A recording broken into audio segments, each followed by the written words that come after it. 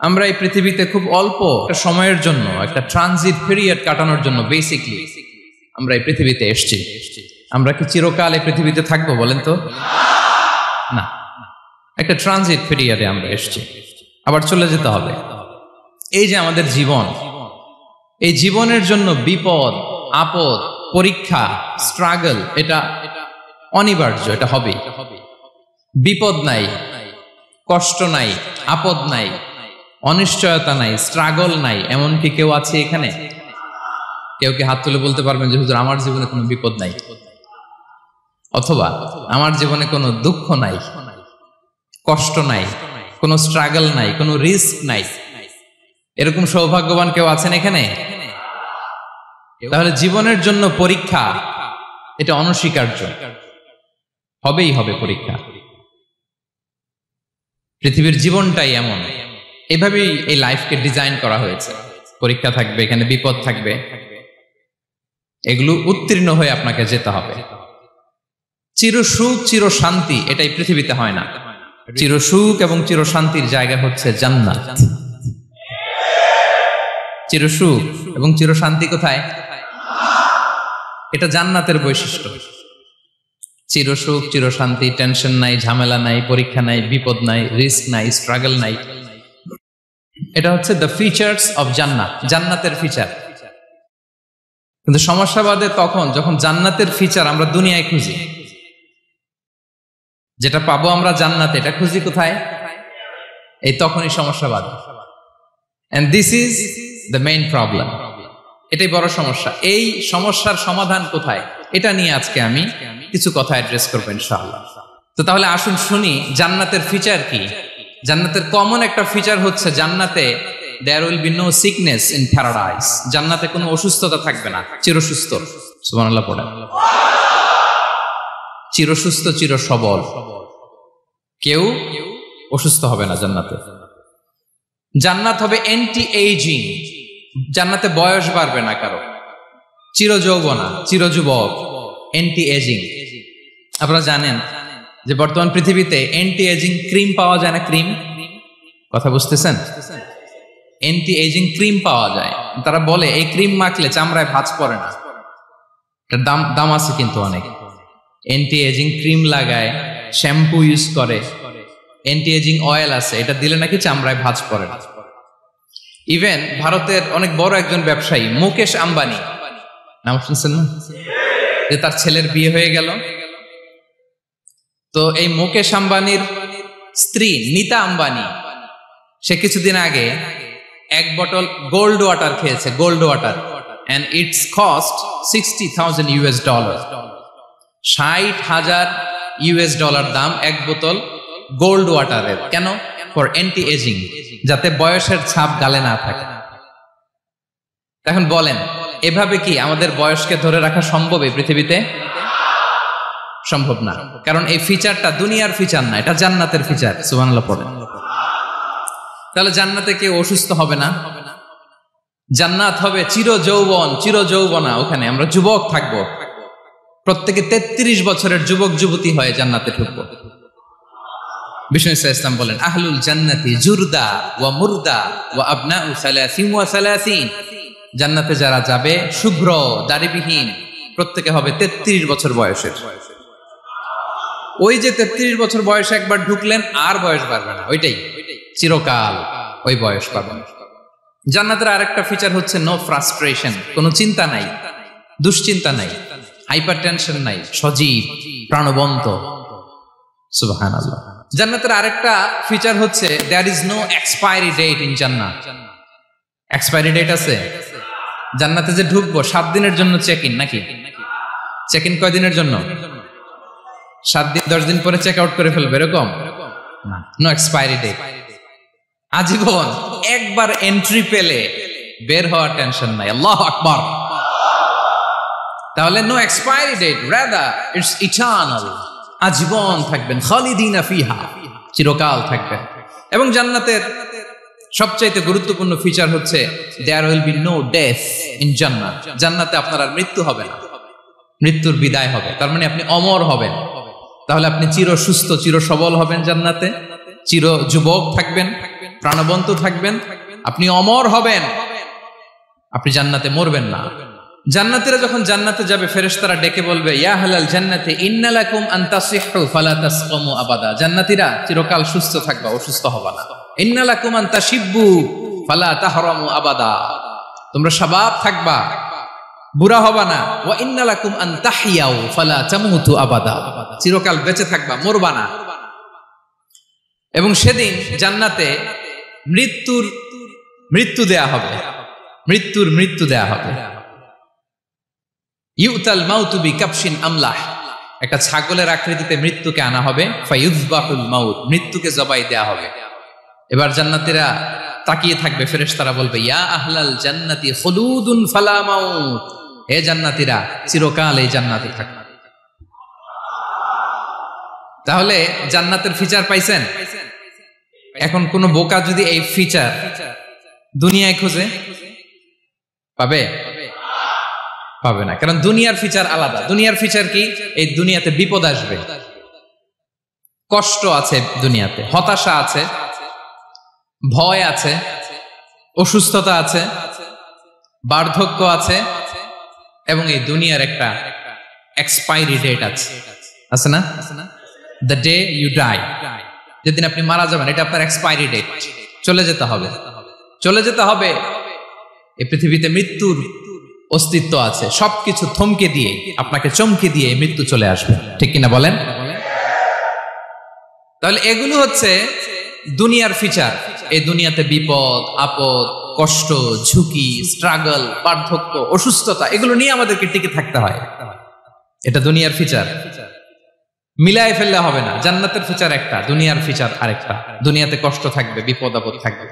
এই দুনিয়ার ফিচারটা আল্লাহ তাআলা কোরআনের একটা আয়াতে খুব চমৎকার ভাবে উল্লেখ করেছেন, সেটা দিয়েই আমি আলোচনা শুরু করেছি। আল্লাহ তাআলা ইরশাদ করছেন, ওয়ালা নাবলুওয়ান্নাকুম বিশাইইম মিনাল খাউফি ওয়াল জুই ওয়া নাকসিম মিনাল আমওয়ালি ওয়াল আনফুসি ওয়াস সামারাত ওয়া বাশশিরিস সাবিরিন। আল্লাহ তাআলা বলছেন, অবশ্যই অবশ্যই আমি তোমাদেরকে পরীক্ষা করব, ভয় দিয়ে, ক্ষুধা দিয়ে, সম্পদের ঘাটতি দিয়ে, আতঙ্ক দিয়ে, প্রাণনাশ দিয়ে, ফল ফসলের হানি দিয়ে পরীক্ষা করব। কিন্তু এই পরীক্ষায় যারা উত্তীর্ণ হবে, যারা সবর ইখতিয়ার করবে, ওয়াবাশশিরিস সাবিরিন, ধৈর্যশীলদের জন্যই হচ্ছে সুসংবাদ। আলহামদুলিল্লাহ পড়ে। তাহলে সম্মানিত সুধী, আমরা বুঝতে পারলাম এই পৃথিবীর ফিচার হচ্ছে এখানে বিপদ থাকবে, বিপদ ছাড়া কেউ থাকবে না। স্ট্রাগল থাকবে, কষ্ট থাকবে, ঝুঁকি থাকবে, রিস্ক থাকবে, এবং নানা ধরনের বিপদ আপদ দিয়ে আল্লাহ তাআলা আমাদেরকে পরীক্ষা করবেন। এটা মাস্ট, এটা আমাদের মাইন্ডসেটে নিয়ে নিতে হবে। মাইন্ডসেটে এটা ক্লিয়ার থাকতে হবে। চিরসুখ চিরশান্তি এই দুনিয়াতে মিলবে, কোথায় মিলবে তাহলে? এটা তাহলে বিপদ আসবেই, আপদ আসবেই, পরীক্ষা থাকবেই আমাদের জীবনে। তবে ইন্টারেস্টিংলি মজার বিষয় হচ্ছে, পরীক্ষাটা এক একজনের এক এক রকম। পুরো পৃথিবীটা একটা পরীক্ষা ক্ষেত্র, কিন্তু কারো প্রশ্নপত্রের সাথে কারো প্রশ্নপত্রের কোনো মিল নাই। সুবহানাল্লাহ। আমার পরীক্ষা একরকম, আপনার পরীক্ষা আরেক রকম, ওই ভাইয়ের পরীক্ষা আরেক রকম, ওনারটা আরেক রকম। সবাই পরীক্ষার্থী, সবাই পরীক্ষার্থী, কিন্তু কারো প্রশ্নপত্রের সাথে কারো প্রশ্নপত্রের কোনো মিল নাই। কারোর জন্য পরীক্ষা হচ্ছে সে খুব অসুস্থ, প্রচন্ড অসুস্থতা, তার জন্য পরীক্ষা। ক্যান্সারের রোগী, দুরারোগ্য ব্যাধি, ডক্টর বলছে 4th স্টেজে চলে আসছে, কয়েক মাস বাঁচতে পারে, এটা তার জন্য পরীক্ষা। আবার কারো দেখবেন যে খুব একটা অসুস্থতা নাই, অসুস্থতার ঝামেলা নাই, কিন্তু তার দারিদ্রতা আছে, তার আর্থিক অনটন, এটা তার জন্য পরীক্ষা। আবার কারো দেখবেন অসুস্থতাও নাই, দারিদ্রতাও নাই, তার দাম্পত্য জীবনের সমস্যা আছে না নাই? অনেকের দেখবেন এগুলো কোনোটাই সমস্যা না, তার ছেলে কথা শোনে না, মাদকাসক্ত। আহা, মাদকাসক্ত, রিহ্যাবে পাঠায়, আবার আসে, আবার গাঁজা খাওয়া শুরু করে, আছে না নাই বলেন? দেখেন তার পরীক্ষাটা আবার আলাদা। অনেকের দেখবেন মেয়ে বাবার কথা শোনে না। আবার অনেকের দেখবেন যে ব্যবসায় সমস্যা, লসের পর লস, লাভ উঠাতে পারে না। তাহলে পরীক্ষা ছাড়া, বিপদ আপদ ছাড়া দুনিয়াতে কেউ নাই, কেউ নাই প্রিয় ভাইরা। এটা আমাদের মাথায় রাখতে হবে। পরীক্ষা আপনাকে দিতেই হবে, পরীক্ষা দিয়ে দিয়েই নিজেকে প্রমাণ করতে হবে। আর এক একজনের পরীক্ষাটা এক এক রকম, কারো পরীক্ষার সাথে কারো পরীক্ষার কোনো মিল থাকবে না। তো মাঝে মাঝে আমরা এটা ভুলে যাই। আল্লাহ তাআলা কালামে পাকে রিমাইন্ডার দিয়ে আমাদেরকে স্মরণ করিয়ে দিতে চান যে এই পৃথিবীতে আসলে তোমরা এসেছো পরীক্ষা দিতে। এটাই জীবনের বড় বাস্তবতা। আমাদের জীবনে যত হতাশা, আমাদের জীবন নিয়ে যত অভিযোগ, আমাদের মনে যত কষ্ট, আমাদের হৃদয়ের ভেতরে যত অস্থিরতা, তার মূলে হচ্ছে এই সমস্যা যে আমরা ভুলেই গেছি আমরা পরীক্ষা দিতে আসছি। এটা যদি ভুলে না যান, এটা যদি আপনার মাইন্ডসেটে থাকে যে পুরো জীবনটা একটা পরীক্ষা, তাহলে দেখবেন কোনো কিছু আপনাকে কাবু করতে পারবে না। আপনি হতাশ হবেন না, জীবন নিয়ে আর অভিযোগ থাকবেন, আপনি ভেঙে পড়বেন না, সব অভিযোগ হতাশা দূর হয়ে যাবে। তার মানে বুঝতে পারলাম পরীক্ষা আপনাকে দিতেই হবে। পরীক্ষা দেয়া ছাড়া এই পৃথিবী থেকে চলে যাওয়ার কোনো চান্স বা সুযোগ আমাদের কারো নেই। সূরাতুল আনকাবুতে আল্লাহ তাআলা এই কথাটা আরো চমৎকার ভাবে বলেছেন। আল্লাহ তাআলা ইরশাদ করছেন, আহাসিবান নাসু আইয়ুতরাকু আইয়াকুলু আমান্না ওয়া হুম লা ইফতানুন ওয়ালাকাদ ফাতান্নাল্লাযীনা মিন ক্বাবলিহিম ফালা ইয়া'লামান্নাল্লাহুল্লাযীনা সাদাকু ওয়ালা ইয়া'লামান্নাল কাযিবিন। আল্লাহ বলেন, মানুষকে ভেবেছে সে শুধু বলবে আমি ঈমানদার আর তাকে আমি জান্নাতে ঢুকাই দিব? না, কখনো না, কোশ্চিন কালেও না। বরং পূর্ববর্তীকালে যারা পৃথিবীতে এসেছিল তাদেরকে আমি পরীক্ষায় নিয়েছি, পরীক্ষা করেছি, এবং তাকেও ঈমানের প্রশ্নে সে সত্যবাদী না মিথ্যাবাদী পরীক্ষা দিয়ে দিয়ে নিজেকে প্রমাণ করতে হবে। ঠিক কিনা বলেন? পরীক্ষা দিয়ে আপনাকে প্রমাণ করতে হবে। এবং এই পরীক্ষার ব্যাপারটা, এটা যে শুধু আমরা সাধারণ মানুষ আমাদের জীবনে দুঃখ বিপদ পরীক্ষা এমনটা না। এই পৃথিবীর সবচাইতে শ্রেষ্ঠ মানুষ যারা ছিলেন তাদেরকে আল্লাহ পরীক্ষা নিয়েছেন। বলেন তো এই পৃথিবীতে সবচাইতে শ্রেষ্ঠতম মানুষ কারা? সবচাইতে শ্রেষ্ঠ ভালো মানুষ কারা ছিল পৃথিবীতে? বলেন তো নবীরা। আওয়াজ করে বলেন তো কারা? তো বলেন তো নবীদের জীবনে পরীক্ষা ছিল কি ছিল না? হ্যাঁ ছিল। বেশি না কম? বিষ্ণু ইসলামকে জিজ্ঞাসা করা হলো, আইয়ুন নাসি আশাদ্দু বালাআন ইয়া রাসূলুল্লাহ, হে আল্লাহর রাসূল এই পৃথিবীতে কাদের জীবনে পরীক্ষা বেশি? বিষ্ণু ইসলাম বললেন, আল আম্বিয়া, নবীদের জীবন। আল আম্বিয়া সুম্মাল আমসাল ফাল আমসাল, সবচাইতে জীবনে পরীক্ষার সম্মুখীন সবচাইতে বেশি হয়েছেন নবীরা।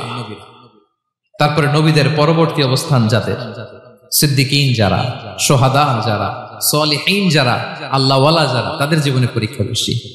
ইউবতালার রাজুলু আলা হাসাবি দীনি, ব্যক্তির দিনদারি যত বেশি তার জীবনে আল্লাহর পরীক্ষাও তত বেশি।